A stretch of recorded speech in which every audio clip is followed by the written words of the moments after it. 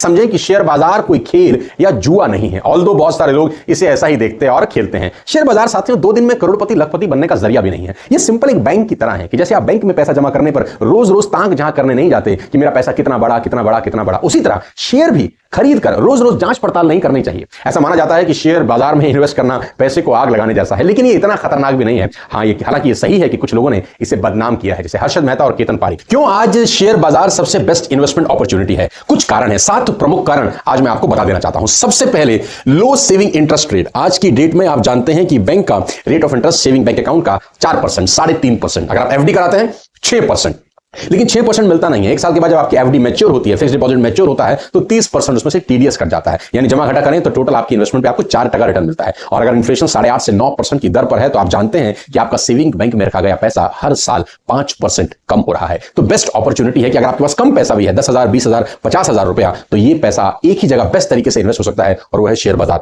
लो saving interest rate, अगर rate of interest कम है तो सबसे बेस्ट तरीका है पैसा कमाने का और पैसा बनाने का शेयर बाजार। दूसरी सबसे इंपॉर्टेंट चीज, not huge profits in property. All the profit बहुत होता है प्रॉपर्टी के अंदर, लेकिन प्रॉपर्टी का एक सबसे बड़ा ड्रॉबैक क्या है? प्रॉपर्टी का सबसे बड़ा ड्रॉबैक यह है कि आपको एक बहुत मोटा इन्वेस्टमेंट करना पड़ता है उस पर रिटर्न लेने के लिए। कोई भी प्लॉट, कोई भी प्रॉपर्टी, कोई भी कमर्शियल प्रॉपर्टी में ह्यूज इन्वेस्टमेंट की जरूरत होती है, और आज की डेट में प्रॉपर्टी फायदे का सौदा नहीं रहा। क्यों? टैक्सेस बढ़ गए हैं, रजिस्ट्री कॉस्ट बहुत बढ़ गई है, और एक मिडिल क्लास फैमिली के लिए इतना सारा पैसा एक साथ इन्वेस्ट करना बहुत मुश्किल है। इसलिए शेयर मार्केट एक बेस्ट ऑप्शन साबित हो जाता है।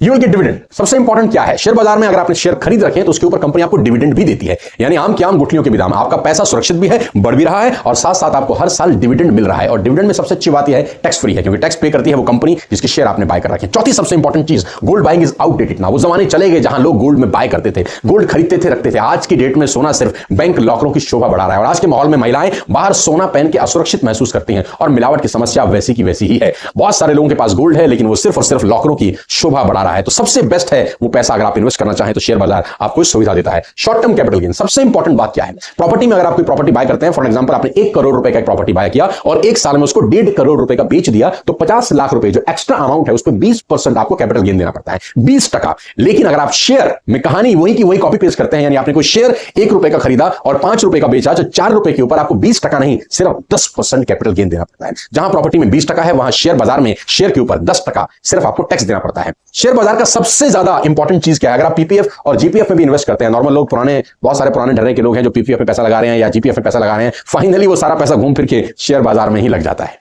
और शेयर बाजार में पैसा लगाने का सबसे सुखद चीज जानते हैं क्या है? सबसे आखिरी में, price rise of share is the best advantages. Dividend तो एक बहुत छोटी चीज है, असली मजा तो शेयर के भाव बढ़ने में है। मैं आपको एक छोटा सा उदाहरण देके इसको समझा देना चाहता हूं। मान लेते हैं आप 2010 में आपने एक स्टॉक खरीदा नेस्ले। एग्जांपल देता हूं मैं आपको। मान लेते हैं आपने 2010 में एक स्टॉक खरीदा नेस्ले। आपको शेयर बाजार का शौक है, आपने नेस्ले खरीदा। आपके पास 1 लाख रुपए टोटल है। शेयर प्राइस है 2500 रुपए के आसपास। नेस्ले का शेयर प्राइस है 2500 रुपए, और आपने 1 लाख रुपया टोटल लगाया। इस हिसाब से आपको 40 शेयर मिल गए नेस्ले के, राइट? आपको 40 शेयर मिल गए। आज 2022 में नेस्ले का शेयर प्राइस है 18,000 रुपए। Today the share price is 18,000 rupees. यानी जो 1 लाख रुपए आपने लगाया था, आज वो करीब 7.5 से 8 लाख रुपए हो गया है। यानी आपकी इन्वेस्टमेंट करीब 8 गुना हो गई। पिछले 12 साल में अप्रोक्सीमेटली 15 से 17% का रिटर्न आपको देता है। वहीं सेविंग में आपका रिटर्न मात्र 3 से 4% था। दूसरा एग्जांपल देता हूं। मान लेते हैं एक कंपनी है जिसका नाम है ब्रिटानिया।